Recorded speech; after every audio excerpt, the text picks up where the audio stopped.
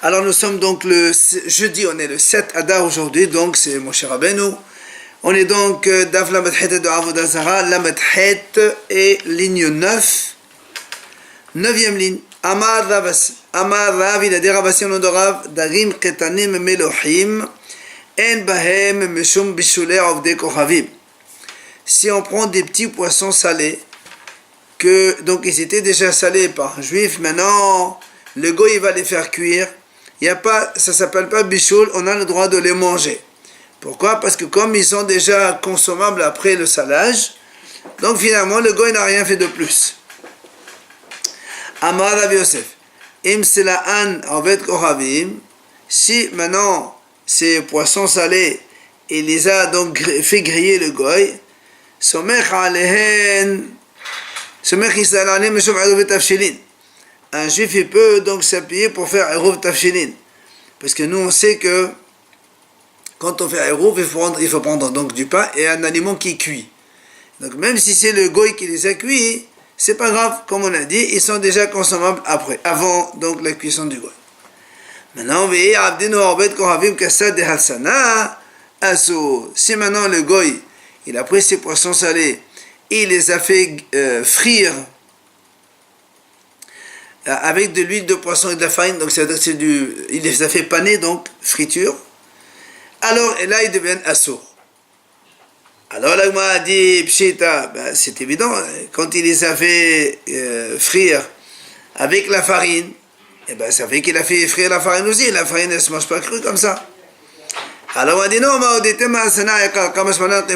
que j'aurais pu penser que l'huile de poisson c'est elle qui est donc essentielle, et donc comme elle est mangeable telle qu'elle, même s'il a fait frire après c'est rien, on te dit non, c'est la farine qui est essentielle, c'est le panage qui est important, et donc c'est assourd de manger parce que la farine elle ne se mange pas crue. Amar Rabrona Amar Rav, il a dit Rabrona au nom de Rav Abed Kochavim chez Sitet Haoud Ba'aram. C'est un goy, il a mis le feu dans Aram, c'est un endroit où il y avait plein de ronces, une sorte de terrain. Et là-bas, il y avait des sauterelles. Et comme il y avait des sauterelles, elles sont toutes grillées. Donc, l'Agma dit comme ça, toutes les sauterelles qu'il y avait là-dedans, elles sont interdites à la consommation. Alors, on veut savoir pour quelle raison. Puisque nous, on sait que certaines sauterelles, elles sont permises à la consommation. Alors, il m'a dit, comment ça s'est passé? Et les madelada, si tu me dis, assourd de manger les sauterelles parce qu'on ne sait pas lesquelles qui sont plus tahor, kasher et les autres qui sont interdites, alors dans ces cas-là, pourquoi tu me dis que c'est le goy il a mis le feu? Israël l'a mis. Même si c'est Israël qui les a fait griller, ben c'est la même chose. On ne sait pas qui c'est qui est tahor, qui c'est impur. Donc c'est assourd de manger quand même. Et là, il m'a dit, tu vas me dire, tu sais pourquoi on les a interdits? Parce que c'est le goy qui les a fait cuire. Ici notamment, il les a fait griller. Alors il m'a dit que comment te dis que c'est assourd comme cela? C'est-à-dire comme le goy, il n'est pas venu pour griller les sauterelles. Lui, il a mis le feu dans les ronces. Mais c'est indirectement qu'il y avait des sauterelles et elles sont grillées. Alors il m'a dit, pourtant, il a dit comme ça.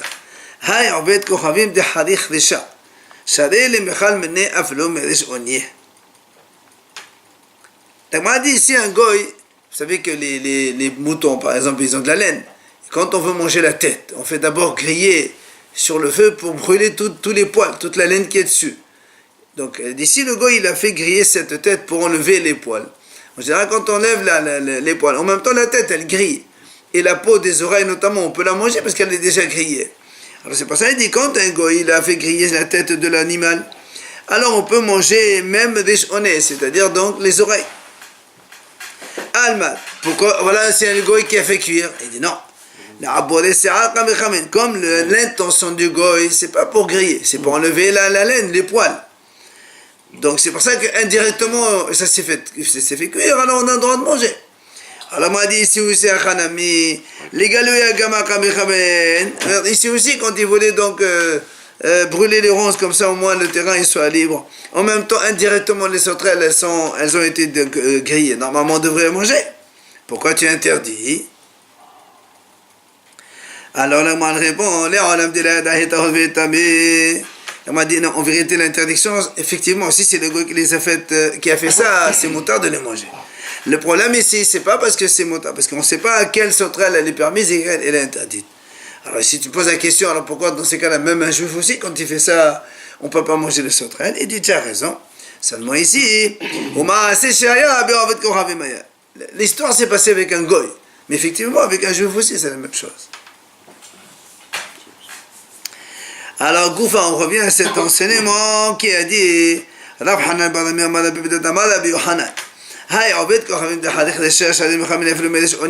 on a dit que si un goy, il fait griller une tête, tout simplement pour faire brûler les poils et donc les enlever, on a dit on peut manger même les oreilles.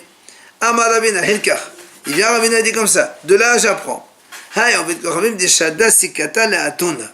Si un goy, il a jeté une sikata, une bûche dans un four, pour lui il voulait donc non, il voulait on va dire comme ça, la bûche elle est un peu humide, il voulait la réchauffer, comme ça, voilà, la sécher. Seulement et le goy quand le goy il a mis ça, il y avait déjà dans le four une courge que le juif a mis. Et lui il savait pas le goy. Et le goy il savait pas. Et donc automatiquement, en faisant ça, la courge elle a grillé, elle a cuit. Alors le m'a dit échappé d'amis. C'est-à-dire on a le droit de manger la courge. Parce que le goy, il n'avait pas l'intention de faire cuire la courge. Elle s'est faite cuire indirectement. Lui, il voulait juste cuire la... Mais si dans un four on fait cuire un aliment. Oui, mais le goy, il ne savait pas qu'il y avait une courge dedans. Alors vient la Gemara dit pshit. La Gemara, selon ce qu'on vient de dire maintenant, mais c'est évident que c'est moutard, puisqu'il n'avait pas l'intention de faire cuire. Alors la Gemara dit non. La Gemara dit non, parce que nous, on aurait pu penser que le goy, quand il a mis la bûche de bois, il voulait cuire la bûche. Et donc cuire la bûche et cuire la courge, c'est à part la même chose. Et donc ce serait interdit. On te dit non, monsieur. L'intention du goy, c'est pas de cuire la bûche, c'est de l'intensifier, de la rendre beaucoup plus dure. De la rendre plus dure, qu'elle puisse brûler mieux. Donc durcir le bois, c'est pas cuire. Donc c'est pour ça que la courge, elle est permise après.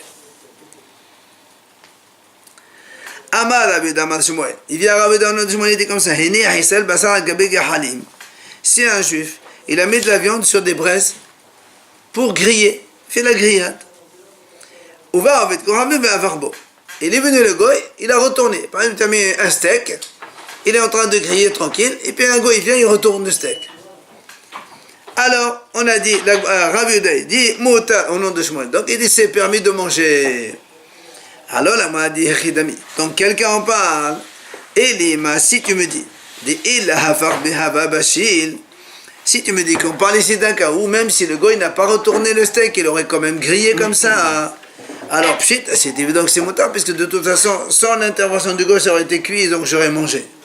Donc, attends, justement, donc quelqu'un en parle, s'il aurait cuit de toute façon, donc c'est moutard.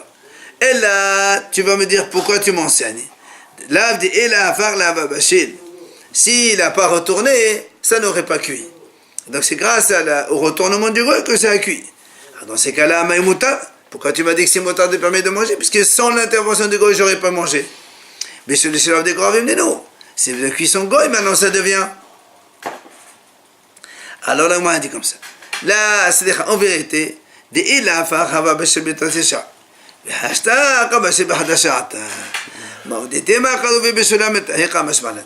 vérité, c'est le goy qui a en fait accéléré la cuisson. Ça veut dire que le steak, il aurait cuit de toute façon. Mais si on l'a laissé comme ça, il aurait cuit en 3 heures. En 2 heures, pardon. En 2 heures. Et maintenant que le goy l'a retourné, en 1 heure, il a grillé. Alors, j'aurais pu penser que accélérer la cuisson, c'est interdit. On vient de te dire que non. Accélérer une cuisson, ça ne s'appelle pas cuire. Parce que sans l'intervention, il aurait quand même cuit. Donc finalement, il n'a fait que rapide. Non, c'est rien du tout. Alors là, moi, a dit, ah bon, si tu me dis qu'accélérer la cuisson, c'est rien, pourtant, il a dit, Ravasi, au nom de Rabbi Yochanan, Kol Sheu Kemachal Ben Dosei, Ebo Mishom B'Shav de Kohavim. Eno Kemachal Ben Dosei, Ebo B'Shav de Kohavim. La Gemara dit, pourtant Rabbi Yochanan dit comme ça, tout aliment qui est à moitié cuit, on va dire comme ça, comme ce qu'on appelle Machal Ben Drosai. Ça, c'est un brigand qui mangeait la viande pas trop cuite. Alors, si elle est à moitié cuite, on va dire comme ça. Si le goy, il va continuer la cuisson, c'est mota. Il n'y a pas de... Donc, puisque c'était à moitié cuit déjà. Donc, la Gemara dit, on déduit de là que si c'était pas à moitié cuit, d'accord? Alors, dans ces cas-là, et le goy, il termine la cuisson, ce serait interdit. Pourtant, nous, chez nous, on a dit que si, on n'a pas dit combien il a cuit au début. On a dit si le goy il a retourné et que ça devait cuire en 2 heures et ça accélérait la cuisson en 1 heure, on a dit c'est motard. Et là on voit que non. Il faut qu'il y ait un minimum de cuisson du juif avant que le goy n'intervienne. Oh. D'accord? Un minimum, il n'y a pas marqué. Donc c'est une question. Alors la Gemara répond Hatam qui rend des beseta au chakriya. On m'a dit là-bas c'est pas pareil. Là-bas c'est que le juif il a fait cuire. Maintenant, en général, c'est un tiers cuisson. Alors, là-bas, quand on a fait un tiers cuisson, après on l'a posé, on a enlevé du feu. Et le gars, il est venu, c'est là où on dit qu'il faut un minimum de cuisson. Mais dans notre cas, nous, moi j'ai mis le steak sur le grill. Il a cuit, même s'il a cuit moins, après le gars, il est venu retourner. Donc, il était déjà sur les braises. Donc, le gars, il n'est pas d'un état zéro, il a amené quelque part. Il était déjà dans un état. C'est pour ça que ça change. Tanya Nameachi. Là, on ramène ici une braïta pour soutenir ce qu'on vient de dire. Si un juif, un juif, il peut mettre de la viande sur des braises. Et le gars, il peut retourner la viande. C'est-à-dire, le juif, il va au Beth Midrash, ou bien à la synagogue, il va prier. Il revient, il ne craint pas. Ça dépend que c'est lui qui l'a posé au début sur le feu. Même si après le gars il retourne, c'est pas grave comme on a dit, il ne fait qu'accélérer la cuisson parce que de toute façon il aurait grillé. Qui te dit qu'il va pas mettre une autre viande? Pourquoi pas? Non, on parle pas de ça. On parle que tu es à la maison et qu'il y a la femme et que c'est le gars qui s'occupe de faire la grillade. Ici, il y a un morceau durant. Non, mais on parle d'un cas où on est là. On parle pas de que le gars il peut intervenir. Deuxième cas. Une femme, elle peut mettre une casserole sur le feu, donc un repas à cuire sur le feu. Et la goy, elle vient, elle peut donc remuer la casserole, donc. Jusqu'à ce que la femme, elle finisse donc son bain ou qu'elle revienne de la synagogue. Et là aussi, elle ne craint pas. Donc, comme on a dit, vu qu'il est sur le feu, que le juif l'a mis, c'est l'essentiel. C'est pour ça que nous, les Sfaradim, on exige absolument que le juif lui-même mette la casserole sur le feu ou la viande sur la grillade, mais pas seulement que le juif allume le feu et après on laisse le goy tout faire, c'est pas comme ça. Alors, c'est comment? Non, il faut que le juif il mette la casserole sur le feu. Ouais. Et souvent, c'est quand on prend des cuisiniers dans des trucs. Oui, non, mais qui allume le feu. Non, ici le Rabbeinu, il laisse pas faire. Eh bien, Yaléo, la Gemara a posé une question. La Gemara a dit la question dans l'autre sens. Si le goy, il a mis la viande sur le feu, maintenant il est venu Israël, il a retourné le feu, la viande. Est-ce que c'est bon ou c'est pas bon? Amar Nahman ben Ishaq al-Bahom. Allez, viens, Nahman ben dit a fortiori. Si déjà, si déjà, quand c'est le goy qui a fini la cuisson, on a dit que c'est permis. Maintenant que c'est l'Israël qui termine la cuisson, à fortiori que c'est permis. Etma anami, la Gemara dit ramène ici. Amar Rabba Bar Hana, Amar Rabbi Yohanan. Il a dit Rabba Bar Hana au nom de Rabbi Yohanan. Mais Amnila Amar Rabba Bar Hana, Amar Rabbi Yohanan. Ou encore Rabba au nom de Rabbi Yohanan. Ben Sheheniach Ovet Kohavim Hafach Israël. Que ce soit le cas où c'est le goy qui a posé la viande, et après le juif il est venu retourner la viande. Ou dans l'autre cas, soit c'est l'Israël qui a posé la viande sur le grill, et après il est venu le goy, il a retourné la viande. Mouta, c'est permis. Ve'eno asur, quand est-ce que c'est interdit? Ah, c'était tehillatu begum.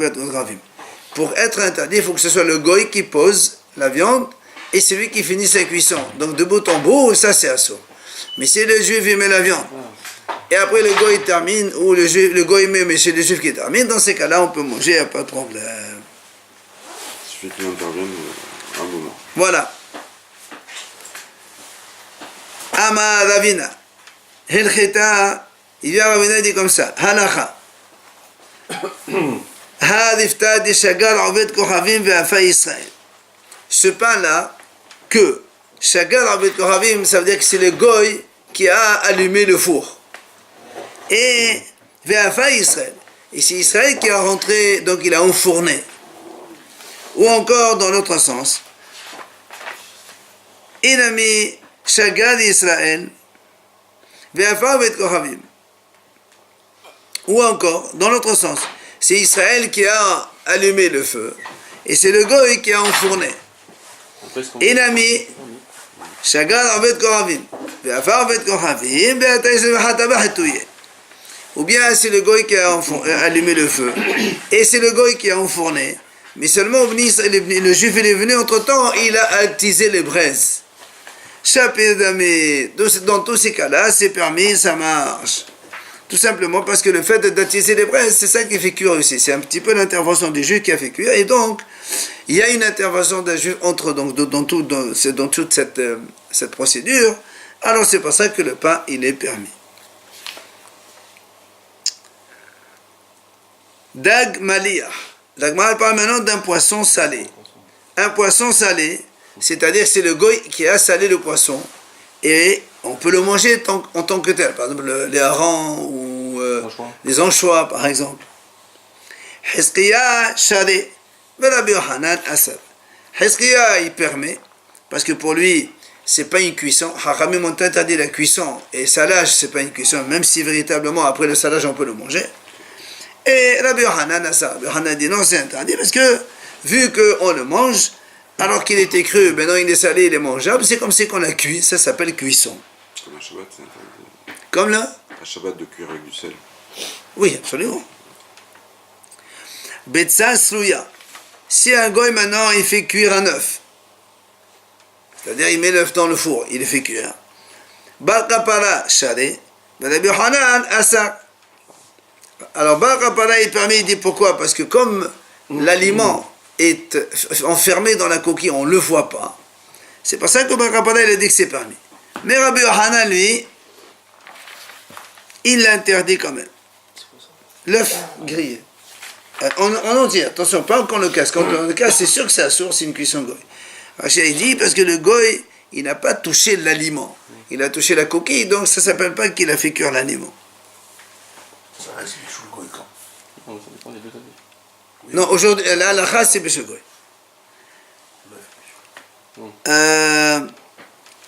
Kiata Rav Dimi Amar, quand il est venu Rav Dimi, il a dit comme ça. Ehad Dag Maliyah. Lui, il a synthétisé, que ce soit le poisson salé ou l'œuf grillé, Hizkiya bar Kapara, Sharou, ils ont autorisé. Rabbi Yohanan, Asar, c'est Rabbi Yohanan qui a interdit dans les deux cas. Rabbi Yahya Parwa'a, Ekla, les Veresh Galuta. Rabbi Yahya, donc, il a voyagé, il est arrivé dans la maison de Resh Galuta. Resh Galuta, c'est le Rav donc de Bavel, le grand Rav. Amal Amroule. Là-bas, les serviteurs, ils lui ont demandé, Betzat Sluya Maï, l'œuf que le goy grille, est-ce que c'est permis ou pas? Amaleo, il leur a répondu ce qu'on vient de dire nous. Hizkiya bar Kapara Asharo, Rabbi Yohanan Asar. Donc Hizkiya bar Kapara, ils ont autorisé, et Rabbi Yohanan, il a interdit. Et il leur a dit en conclusion, c'est-à-dire, vu que Rabbi Yohanan, il est un, et les autres, ils sont deux. Donc, un ne fait pas le pas devant le deux. Et donc, il aura autorisé, donc, comme ils ont dit, Hizkiya bar Kapara. Amaleho Rav Zavid. Il y avait là-bas Rav Zavid. Il leur a dit, non, la tatsitole, n'écoutez pas ce qu'il vous dit. Hakika Amal Abaye, el Chita Kibate de Rabbi Yohanan. Il leur a dit, non, Abaye a dit, la halakha comme Rabbi Yohanan, comme quoi c'est assourd. vient la Gemara, elle dit Ashqiyu Guniguta de Halav et Nafshe. Les serviteurs de la maison du Rav, ils lui ont fait boire Niguta de Halav, du vinaigre, je ne sais pas donc ce qu'il a comme produit, et il est mort avec ça. Parce qu'il a été sévère avec eux, alors ils l'ont tué. Ouais. Tano Rabanan. Hachamim disent, Hakafrisin, c'est les feuilles de caprier. Hakaflotot, c'est le poireau. Ve'amtalia, on va le voir tout à l'heure dans la Gemara. Ve'ahamin, c'est de l'eau chaude. Ve'aklayot shelahen, et les klayot, c'est les graines de céréales grillées. C'est-à-dire, on prend des graines de blé ou d'orge et on les met au four directement. Il a dit tout ça, moutarine. Donc, on peut les manger. C'est-à-dire, c'est pas une cuisson goy. Alors, pourquoi les feuilles de caprier, Rachid explique. Parce qu'ils sont mangeables crus. Nous, on a dit, quand c'est mangeable cru, on les fait cuire, il n'y a pas de cuisson goy. Les poireaux aussi, ils sont mangeables crus. Hamtalia, on va l'expliquer. Hamin, l'eau chaude, évidemment. Donc, de l'eau chaude, quand tu fais bouillir de l'eau, l'eau, c'est l'eau, ça ne bouge pas. Et les klayot, on a aussi dit, il y a les graines grillées. C'est pas un problème, puisqu'ils ne changent pas. Les graines, ça reste graines de blé, c'est la même chose. Donc, tout ça, c'est permis. Betsa tzluya asura. Mais un œuf grillé, c'est interdit. Quand il est grillé par le goy, c'est interdit. Oh, maintenant, on a donné la conclusion. Shemen, l'huile donc des goyim, on a déjà dit hier, Rabbi Yehuda Nasi donc Rabbi Yehuda Nasi et son tribunal, ils ont donc autorisé cela. Un œuf cru, on peut le manger aussi. Hein. Cru. Oui, mais la majorité des gens, ils ne mangent pas des œufs crus. Alors, Tania, viens avec moi, nous maintenant on explique c'est quoi ce hamtalia. Hi hamtalia, hi pashaya, hi shi'ata. Et moi, on dit hamtalia, c'est pashaya, c'est shi'ata, c'est la même chose. Et c'est quoi ma shi'ata? Alors, c'est quoi ce truc-là? Amad Rabba Barhana, Amad Rabbi Yohanan. Il lui a dit, donc, au nom de Rabbi Yohanan, Ha arba'in shinin de nafiq hay ovadam min Misraim. Il lui a dit, ça fait 40 ans que c'est sorti cet aliment de l'Égypte. Rabbi Yohanan a dit comme ça. Et Rabbi Baba Hana dit Ama. Et Rabbi Baba Hana lui-même il dit Ha shetin shinin de nafiq hay ovadam min Misraim. Ça fait 60 ans que cet aliment il est venu d'Égypte. Et là, il a dit, parce que donc, au début il a dit 40 ans, il a dit 60 ans, il dit, il faut l'appliquer, c'est pas une mahlouquette. Mode bishné, en mode bishné. À l'époque de Rabbi Hanan, ça faisait 40 ans. Rabbi Hanan, il est venu 20 ans plus tard. Il a dit, ça fait 60 ans. Mais alors, donc, c'est quoi maintenant ce truc-là? C'est quoi cet aliment? Il dit, voilà comment on le prépare. Maïto bizra de kharpasa. On amène des graines de karpas, de céleri. Ou bizra de kitna, et des graines de lin. Ou bizra de chavlilta, et des graines de fenugrène. On prend ces trois-là, on les fait tremper dans l'eau tiède. Et on les laisse là-bas, jusqu'à ce que ça... Non, ça fait des racines, quand ça pousse dans l'eau. Des pousses. Des germes. Voilà, ça germe. Après, on amène des cruches toutes neuves.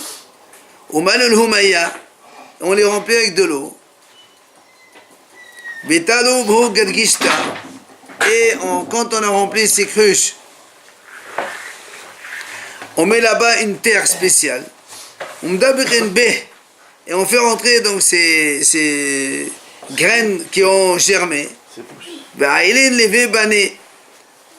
Et après, les gens ils vont au bain.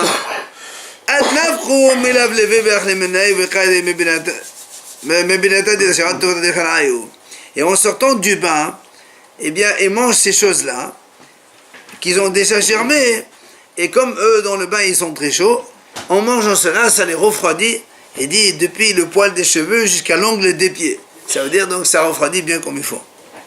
Voilà ce que c'est Hamtalia. Le gars, il peut faire tout ça de A à Z. C'est pas cuit, ça. Hein? Non, c'est pas cuit. Ouais, il a dit voilà ce que c'est. Il peut tout faire. On pour le va gars, manger, du coup. Ouais, on a dit Hamtalia, c'est moutard. Amar Rav Ashi Amar le Rabbi Hanina milin, ve amrila bi milin. Il vient Rav Ashi, il dit, moi Rabbi Hanina il m'a dit milin, ça veut dire que milin c'est des bêtises, c'est n'importe quoi on raconte. Parce que quand on a dit le temps qui rentre au bas et qui sort ça va germer, tout ça, ça marche pas. Et il y a une autre version qui dit bimilin, ça veut dire en fait ils font ça avec de la sorcellerie. Tano Rabbanan, Hachamim enseigne. Hakuspan shel ovdei kochavim sheuham muhamin. Kuspan, Rashi explique, c'est en fait les déchets des dattes. Quand on prend les dattes, on fait avec de la liqueur.